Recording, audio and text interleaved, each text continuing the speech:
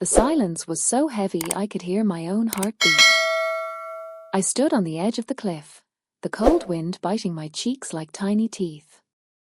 In my trembling hands, I held the old wooden flute, my last hope. I knew that if I failed to find the melody now, the ancient music of the mountains would stay silent forever, and I would be lost along with it. Hello, language explorers. Welcome back to Enjoy English Stories. I am so happy you are here today. Today, we are traveling to the very heart of Europe, to the majestic, snow-capped, and mysterious Swiss Alps. We are using the shadowing technique. This is the ultimate secret to sounding like a native speaker. You must speak at the same time as me. Do not just listen with your ears, speak with your voice. Match my speed, my rhythm, and most importantly, my emotion. Today's story is about Elena. She is a young woman who felt trapped in a loud world. She lost her path, but she finds her voice again among the highest peaks in the world. In this lesson, you will learn beautiful words about nature, the magic of music, and the search for inner peace. Are you ready to climb toward the clouds? Let's begin. My name is Elena. I am 26 years old. Not long ago, I lived in a world that never stopped screaming. I lived in a very loud, very crowded, and very busy city. My life was a grey blur of honking traffic, endless emails, and cold concrete walls. I was a musician, a flute player. For years, the flute was my best friend. But slowly, the noise of the city began to steal my inspiration. The sirens and the shouting grew louder than my own thoughts.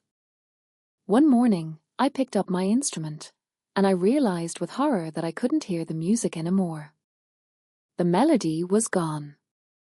I knew I had to run away. I packed one small, battered suitcase, took my precious wooden flute, and bought a one-way ticket to Switzerland. I moved to a tiny stone cabin, high above the clouds in the Swiss Alps. The village nearby is called Zermatt.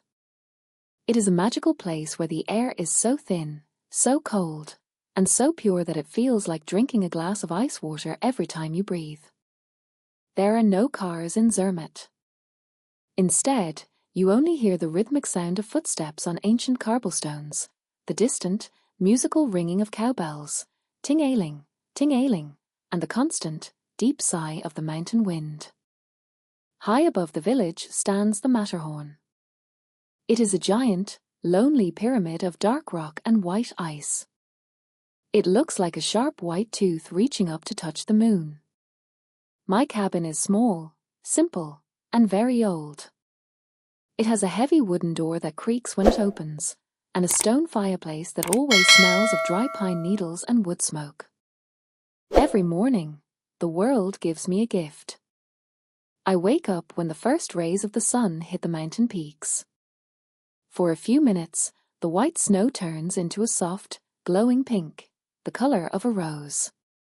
I make a cup of warm herbal tea, sit on my small wooden porch, and watch the clouds dance around the Matterhorn. However, I was not at peace. I was frustrated.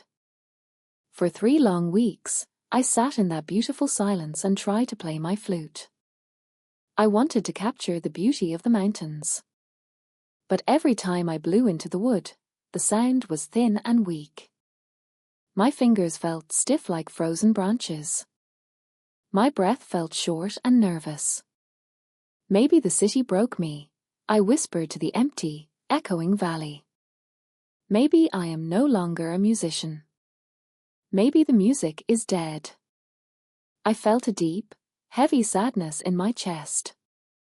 I wanted to cry, but the mountains just watched me in silence. One Tuesday afternoon, the atmosphere changed.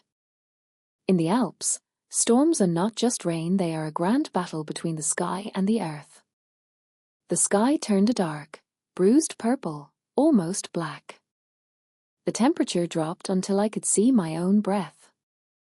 The wind began to howl, woo, woo, shaking the heavy wooden windows of my cabin. I sat by the fire, wrapped in a thick wool blanket, feeling smaller and lonelier than ever before. Suddenly, through the roar of the wind, I heard a sound. It wasn't the wind. It wasn't a bird. It was a high, clear, powerful note that echoed from the granite cliffs far above. It was a sound that felt ancient, as if the earth itself was singing. I couldn't stay inside. I put on my thick wool coat, my heavy boots, and stepped out into the storm. The cold was intense, biting at my skin. I began to climb the steep, narrow path behind my cabin. My boots made a rhythmic sound as they crushed the fresh, powdery snow. Crunch, crunch, crunch. I pushed against the wind, following that mysterious sound.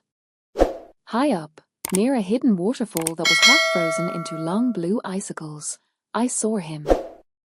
He was an old man with a long white beard and a face lined like a map. He was holding a very long, strange wooden instrument. It was an Alp horn, a traditional Swiss horn nearly 4 meters long.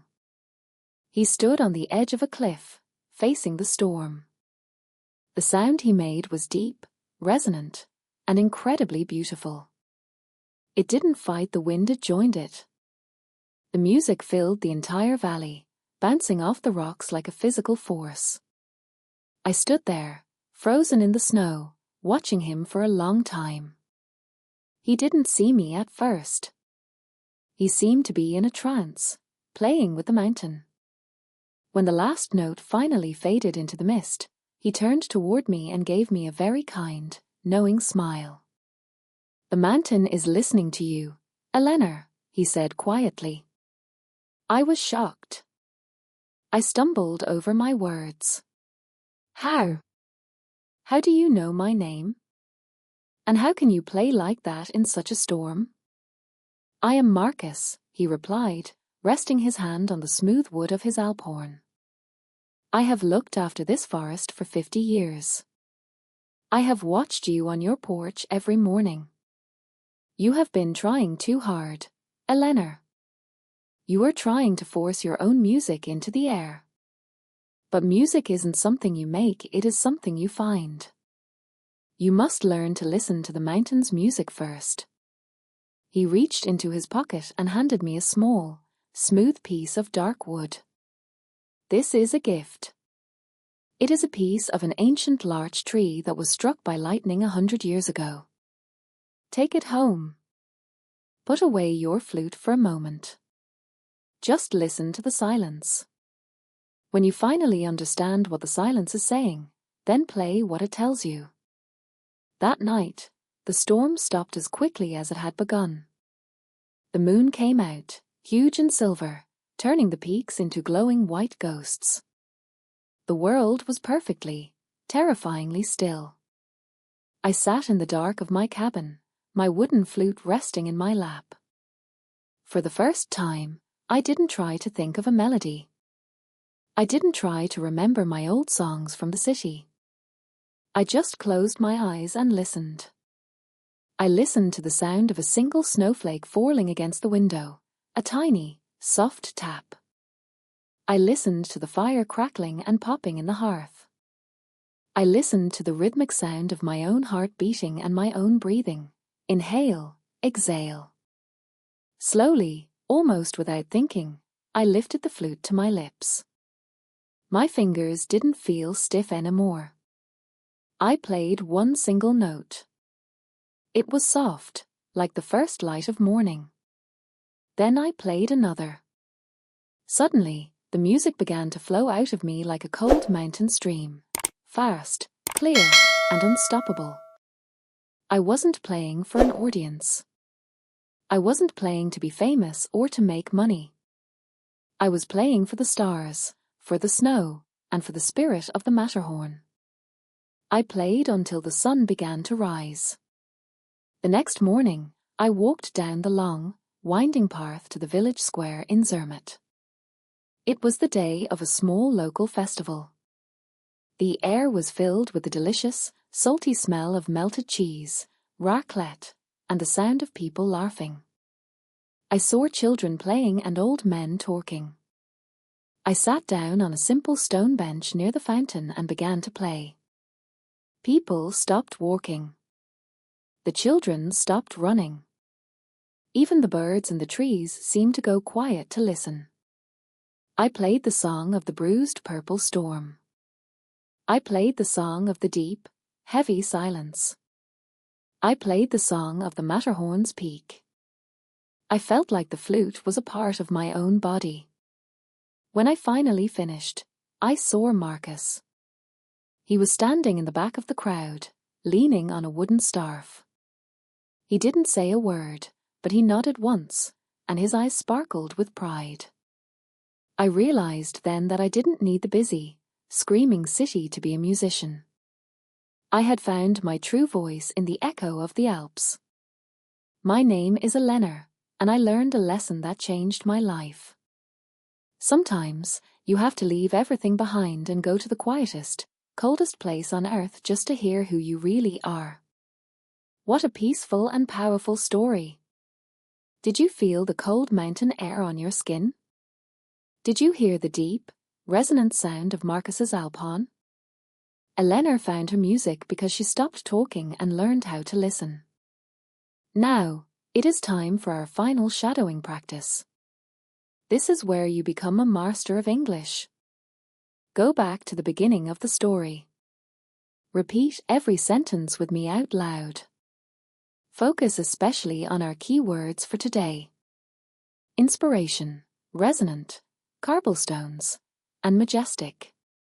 Try to copy the softness and peace in my voice during the quiet moments, and the strength and energy during the description of the storm. If you love the mountains and stories about finding yourself, give this video a big like. It helps our channel grow. Subscribe to enjoy English stories and tell us in the comments. Do you prefer the busy, exciting life of a city, or the quiet, slow life of the mountains? Have you ever played a musical instrument? I love reading every single one of your comments. Thank you for practicing with me today. You are doing a wonderful job. See you in the next adventure. Goodbye.